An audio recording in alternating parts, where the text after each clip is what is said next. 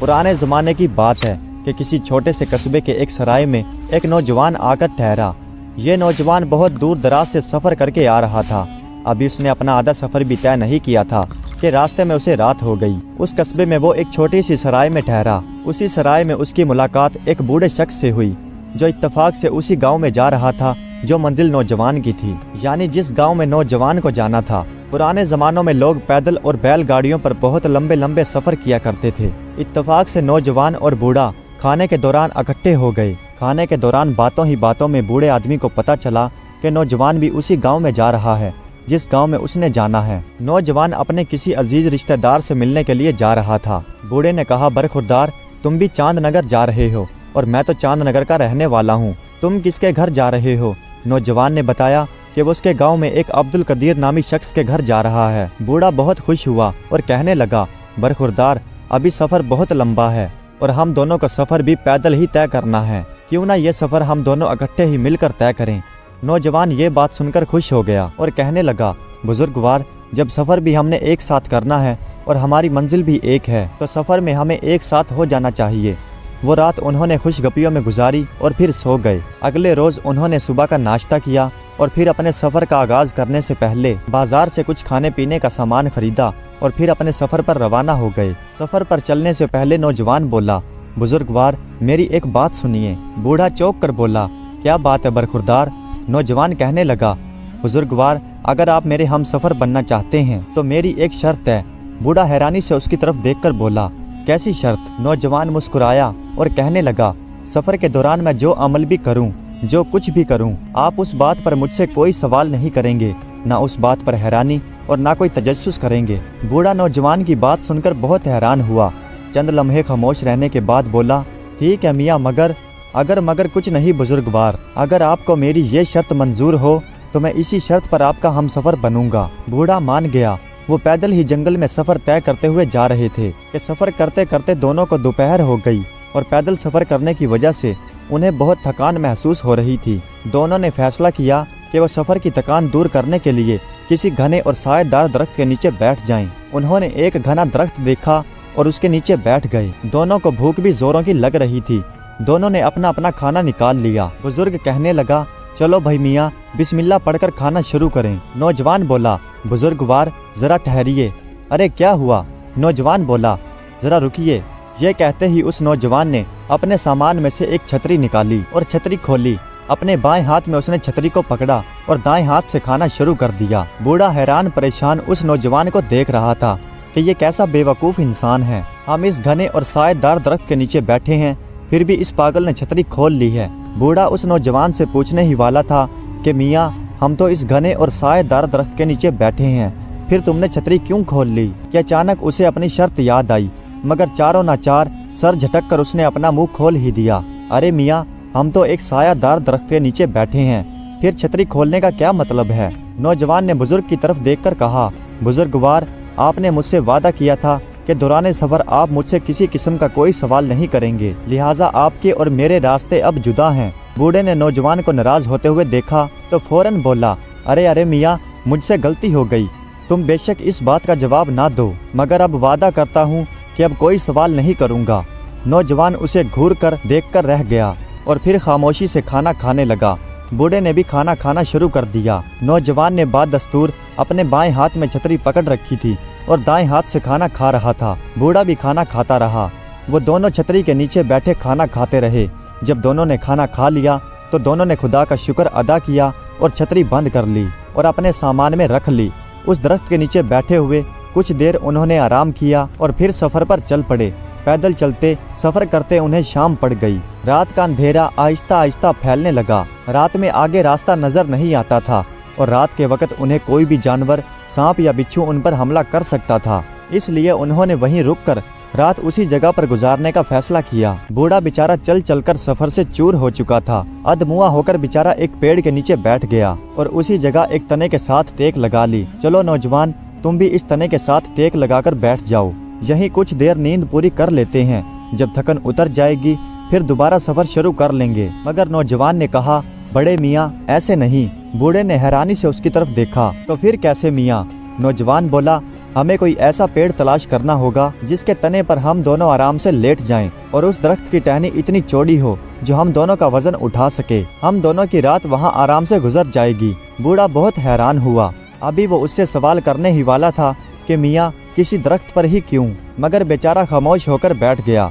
नौजवान ने बूढ़े को किसी एक दरख्त के नीचे बिठाया और खुद ऐसे दरख्त की तलाश में निकल गया जिस पर वो दोनों आराम से रात बसर कर सकें। बूढ़ा बेचारा दिल ही दिल में पेचो ताप खा रहा था और सोच रहा था कि कैसा बेवकूफ़ इंसान है, हम कोई बंदर हैं जो किसी पेड़ पर चढ़कर सोएं, मगर खामोश रहा। नौजवान बेचारा पेड़ की तलाश में मारा मारा इधर उधर काफ़ी देर तक फिरता रहा और फिर उसे एक ऐसा मजबूत तनावर दरख्त मिल ही गया जिस पर वो दोनों आराम से रात बिता सकते थे। चलो बड़े मियाँ इस दरख्त पर चढ़ जाते हैं। बूढ़ा थोड़ा सख्त लहजे में बोला, अरे मियाँ तुम भी कमाल करते हो, तुम तो जवान आदमी हो, तुम तो आराम से इस पेड़ पर चढ़ जाओगे, लेकिन मैं तो बूढ़ा हूँ, नादवा हूँ, मेरे लिए इस पेड़ पर चढ़ना बहुत मुश्किल काम है। नौजवान बोला, बड़े मियाँ मैं आपकी मदद करूँगा। बूढ़ा बोला, अरे क्या ज़रूरी है इस दरख्त पर चढ़ना, तुम पेड़ पर चढ़कर रात बसर कर लो, मैं नीचे कहीं लेट जाऊँगा। बूढ़ा बेजारी से बोला। नौजवान बोला, बड़े मियाँ आपने मुझसे इसी बात का वादा किया था कि सफ़र के दौरान आप मुझसे किसी भी किस्म की बात पर बहस नहीं करेंगे और किसी भी बात पर मुझसे सवाल नहीं करेंगे। चलिए मैं पेड़ पर चढ़ने के लिए आपकी मदद करता हूँ। ये कहकर नौजवान आगे बढ़ा। बूढ़ा समझ गया कि ये नौजवान बहुत ज़िद्दी है और वो इसकी बात नहीं मानेगा। चारों नाचार बूढ़ा मान गया। नौजवान ने सहारा देकर एक बड़े दरख्त पर बूढ़े आदमी को चढ़ा दिया जो पेड़ उसने अपनी रात बसर करने के लिए चुना था। बूढ़ा दिल ही दिल में गुस्सा हो रहा था मगर खामोश रहा। नौजवान बूढ़े आदमी को दरख्त पर चढ़ाने के बाद खुद भी उसी दरख्त पर चढ़कर बैठ गया और दोनों उसी दरख्त के तने के साथ टेक लगाकर बैठ गए। रात आहिस्ता आहिस्ता गुजर रही थी। बूढ़ा तो जल्दी सो गया लेकिन नौजवान चुकन्ना होकर सो रहा था। जरा सी आहट पर उसकी आंख खुल जाती। एक दो बार उसने दरख्त से नीचे झांक कर भी देखा। इसी तरह वो कभी सोता और कभी जाग जाता। फिर आहिस्ता आहिस्ता रात गुजर गई। सुबह का उजाला हुआ तो नौजवान जाग गया और फिर उसने बड़े मियाँ को भी जगाया। पेड़ से नीचे उतरे। नौजवान ने पेड़ से उतरने में भी बूढ़े आदमी की मदद की। नीचे बैठकर उन्होंने पिछले रोज की बची खुची रोटी खाई और फिर आगे सफर पर निकल पड़े। काफी देर चलने के बाद सामने एक नदी आ गई। नदी पर पहुंचने के बाद नौजवान ने उस जगह की तलाश करना शुरू कर दी जहां नदी का पानी कम चौड़ा हो और वो उसे आसानी से पार कर जाएं। थोड़ी दूर चलने के बाद उसे वो जगह मिल ही गई जहां नदी का पानी थोड़ा कम ही चौड़ा था। चलिए बड़े मियाँ अब हमें पैदल ही इस नदी को पार करना है क्योंकि यहाँ पर किसी किस्म का कोई पुल नहीं है। ठीक है मियाँ, चलिए मैं तैयार हूँ। बूढ़ा झट से तैयार हो गया। नौजवान ने जल्दी से आगे कदम बढ़ा लिए। बूढ़े आदमी ने अपने दोनों जूतों को उतारा और बगल में दबा लिया और उस नौजवान के पीछे चल पड़ा। नौजवान अपने नए जूतों के समेत ही उस नदी में उतर गया। बूढ़ा हैरत से देखने लगा, अरे कैसा बेवकूफ़ आदमी है, ये नए जूतों को पानी में भिगोकर खराब कर देगा। खैर उसने शर्त के मुताबिक कोई सवाल ना किया मगर उसे दिल में अफसोस जरूर था कि ऐसे बद अहमक नौजवान से पाला पड़ गया है। सफ़र तो कट रहा है मगर बदमज़मी पैदा हो रही है। नदी पार हुई तो बूढ़े ने फौरन बगल से जूते निकाल लिए और पैरों में पहन लिए और नौजवान के भीगे हुए जूतों की तरफ तंजिया अंदाज में देखा मगर वो आगे ही आगे बढ़ता जा रहा था। उसे जूते खराब होने की जरा भी परवाह नहीं थी। चलते चलते वो मंजिल के करीब बढ़ते ही जा रहे थे और अब उनकी मंजिल बिल्कुल करीब आ चुकी थी। दोपहर का वक्त करीब आने लगा था और अब तो उन्हें भूख भी सताने लगी थी मगर नौजवान था कि रुकने का नाम नहीं ले रहा था और कहने लगा, बड़े मियाँ जरा जल्दी जल्दी कदम उठाइए, हमारा सफ़र ख़त्म होने वाला है। और फिर कुछ देर बाद वो अपने गांव में पहुंच गए। बड़े मियाँ ने नौजवान से कहा, चलो बेटा मेरे साथ मेरे घर पर चलो, मेरे घर में मेरी बेटी है, वो बहुत अच्छा खाना पकाती है, आज के दिन तुम मेरे मेहमान हो। बूढ़े आदमी ने रस्मी तौर पर उससे कहा था। नौजवान जो अलविदा होने के लिए वहाँ खड़ा था कहने लगा, बड़े मियाँ मैं आपसे इजाज़त चाहूँगा, मुझे जल्द से जल्द अपने उस रिश्तेदार से मिलना है। मैं उसके घर भी नहीं ठहरूंगा, अगर मुझे यहाँ ठहरना पड़ गया तो यहीं किसी छोटी मोटी सराय में रात गुजार लूंगा। बूढ़ा जो पहले ही उस नौजवान पर पेचो ताब और गुस्सा खाए हुए था कहने लगा, ठीक है जवान, जैसे तुम्हारी मर्जी, अब हम एक दूसरे से रुखसत होते हैं। सफ़र अच्छा कटा। जब बूढ़ा उससे इजाज़त लेकर घर की तरफ रवाना होने लगा तो नौजवान बोला, बड़े मियाँ जाते जाते ज़रा मेरी बात सुनते जाइए। बूढ़ा बोला, वो क्या? नौजवान बोला कि जब घर में दाखिल हों तो दरवाजे पर दस्तक ज़रूर दीजिएगा और ज़रा सा खांस लीजिएगा ताकि घर वालों को आपकी आमद की इत्तला मिल जाए। बूढ़ा कहने लगा, अच्छा मियाँ तुम्हारी नसीहत पल्ले से बांध लेता हूँ। तुम ठहरे अक्लमंद, अब मुझे इजाजत दो। बूढ़ा दिल में हंसने लगा कि कैसा अजीब और पागल आदमी है। मैं तो अपने घर जा रहा हूँ, अपने घर पर मुझे दस्तक देने या खांसने की क्या जरूरत है। खैर वो जल्द से जल्द उस नौजवान से जान छुड़ाना चाहता था। उसने नौजवान को अलविदा कहा और अपने घर की तरफ चल पड़ा। और नौजवान अपने रास्ते की तरफ चलते चलते जब बूढ़ा अपने घर के दरवाजे के पास पहुंचा तो उसे अचानक उस नौजवान की वो बात याद आई कि घर में दाखिल होने से पहले दरवाजे पर दस्तक जरूर देना और थोड़ा सा खांस कर अपने घर वालों को अपनी आमद की इत्तला भी जरूर देना। बूढ़े के घर में उसकी एक नौजवान बेटी रहती थी। नौजवान की याद आई तो वो दिल ही दिल में हंसा, मगर फिर न जाने उसने क्या सोचकर दरवाजे पर जोर से दस्तक दी और फिर खांसने लगा। थोड़ी देर गुजरी तो दरवाजा खुला।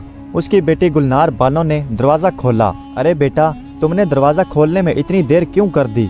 उसने बेटी के सलाम का जवाब देते हुए पूछा। अब्बा जान, मैं नहा रही थी, आपके दरवाजे पर दस्तक देने और खांसने से मुझे पता चल गया कि आप आए हैं। बूढ़ा अंदर दाखिल हुआ तो कहने लगा, आज तो बेटी दिमाग कुछ पहले ही खराब है।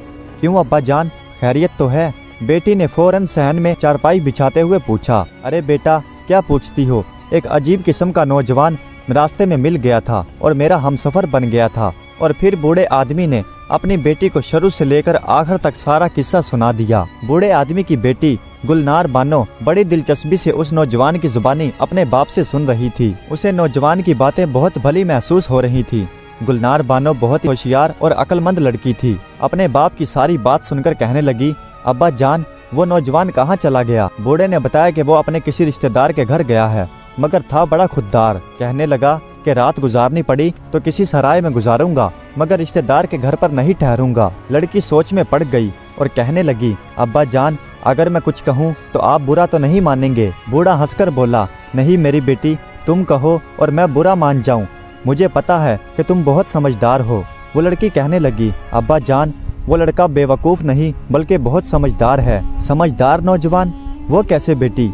बूढ़े ने हैरत से अपनी बेटी की तरफ देखते हुए पूछा। लड़की ने कहा, अब्बा जान, आपने सबसे पहले ये बात कही कि आप सफ़र करते करते दोपहर के वक्त एक पेड़ के नीचे बैठे और वहाँ घने सायेदार दरख्त के नीचे बैठकर खाना खाना शुरू कर दिया। इतना साया होने के बावजूद भी उस नौजवान ने छतरी खोल ली। बूढ़ा बोला, हाँ बेटा, ये बेवकूफ़ी की बात है ना कि हम घने सायेदार दरख्त के नीचे बैठे हैं और फिर भी वहाँ छतरी खोलने का क्या मतलब हुआ? लड़की बोली, अब्बा जान, ये बेवकूफ़ी नहीं बल्कि अक्लमंदी है। आप दरख्त के नीचे बैठकर अल्लाह पाक का रिज़्क खा रहे थे और आपको पता है कि दरख्त के ऊपर बहुत सारी चिड़ियाँ और परिंदे बैठे होते हैं। अगर कोई परिंदा अपने पेट की गलागत आपके खाने पर गिरा देता तो आपका खाना ज़ाया हो जाता या आपका लिबास खराब हो जाता। इसीलिए उस नौजवान ने छतरी खोल रखी थी।